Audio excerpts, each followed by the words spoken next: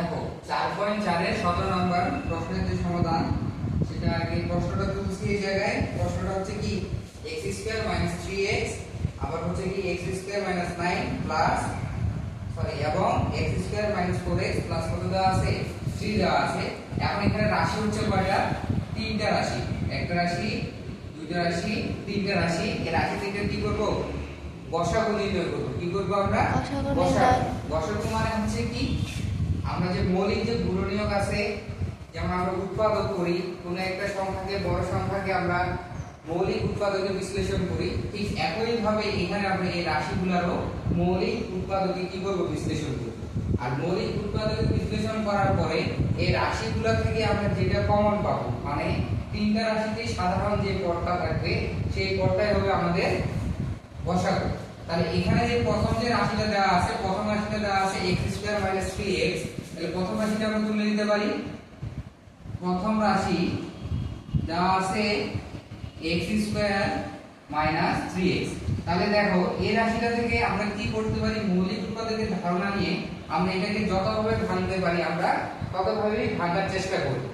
এখানে প্রথমত আমরা এখানে ভাঙার চেষ্টা করি, এখানে ভাঙার মতো কোনো কিছুই নাই। এখানে শুধুমাত্র যে x গুলো আছে সেই x গুলোকে আমরা কমন নিতে পারি। কারণ এখানে যে প্রথম পদটা আছে সেখানে x² আছে আর দ্বিতীয় যে পদ আছে এই জায়গায় আছে 3x। এই দুইটা পদের ভিতর থেকে আমরা শুধুমাত্র x এর কমন নিতে পারি। x এর কমন নেওয়ার পরে এখানে কি থাকে? x থাকে আর এখানে থাকে -3। কারণ যদি আমরা আবার এটা একটু গুণ করে দিই, x আর x গুণ করলে x² আর এই জায়গায় আছে কি -3 সাথে x গুণ করলে 3x পাবো। তাহলে বুঝা গেছে এই পর্যন্ত? তারপরে হচ্ছে দ্বিতীয় যে রাশিটা আছে, দ্বিতীয় রাশিটা তুলে নিই আমরা x² - 9x।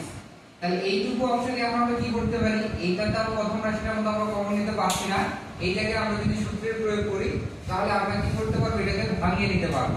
তাহলে এখানে x² আছে আর এখানে হচ্ছে কত 3 উপরে যদি আমরা স্কয়ার করি তাহলে দেখো এটা a² মানে b² এর সূত্র আমরা এখানে প্রয়োগ করতে পারি।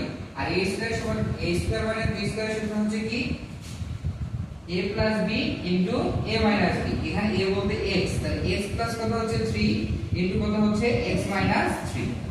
বুঝতে পারছো? তারপরে যে 3 নম্বর যে পদটা আছে সেই 3 নম্বর পদটা হচ্ছে কি 3 নম্বর পদ বলতে 3 নম্বর রাশি, তৃতীয় রাশিটা আগে আমরা এখানে তুলে নেই। তাহলে কত হচ্ছে x² - 4x প্লাস হচ্ছে 3। তাহলে এই রাশিটা যদি আমরা এখানে করি তাহলে দেখো এই রাশিটাতে আমরা কি করতে পারবো না? কমন নিতে পারতেছি না সরাসরি, এবং এটাকে আমরা কোনো সূত্রেও ফেলতে পারতেছি না। কারণ এখানে যদি কমন নেই তাহলে তিনটা পদে ওই একই সংখ্যাটা থাকা দরকার, কিন্তু এখানে শুধুমাত্র x আছে আর এখানে -4x আছে আর এখানে পিছনে শুধুমাত্র 3 আছে, এখানে x নাই যে আমরা কমন নিব। বা এটাকে যদি আমরা সূত্রে প্রয়োগ করার চেষ্টা করি তাও আমাদের দ্বারা সম্ভব হবে না, কারণ এটাকে আমাদেরকে উৎপাদকে বিশ্লেষণ করতে হবে।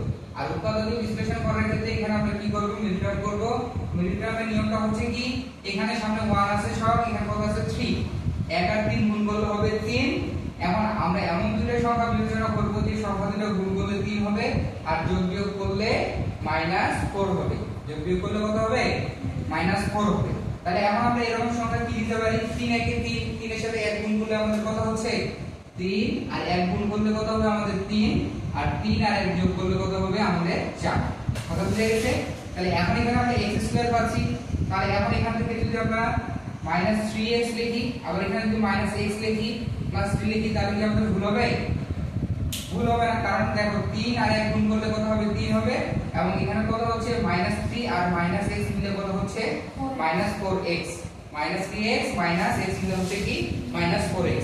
এখন আমাদের যে আগের অধ্যায়ে যে আমরা বললাম যে উৎপাদকের ক্ষেত্রে দ্বিতীয় লাইনে আমরা কি করব? এখন এর কমন নিব। তাহলে কমন নেওয়ার ক্ষেত্রে এখানে x আর এখানে x, দুটো x থেকে x কমন নিব।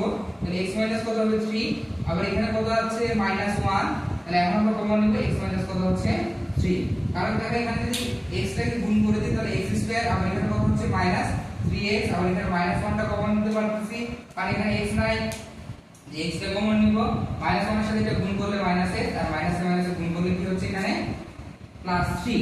তাহলে এখন এই দুইটা থেকে একটা কমন নিতে পারি আমরা, x মাইনাস কত হচ্ছে 3 আর এখানে কত হচ্ছে x মাইনাস 1। কথা বুঝতে পারছো? তাহলে এখন আমাদের কি হবে? নির্ণয় গসাগু। এখন যদি আমরা কি করি গসাগু দেখি তাহলে কি হচ্ছে দেখো, প্রথম পদে আমরা কি পাচ্ছি x 3, কত পাচ্ছি আমরা x 3, দ্বিতীয় পদে আমরা কত পাচ্ছি x 3, তৃতীয় পদে আমরা দেখো x 3 পাচ্ছি 3 পাচ্ছি।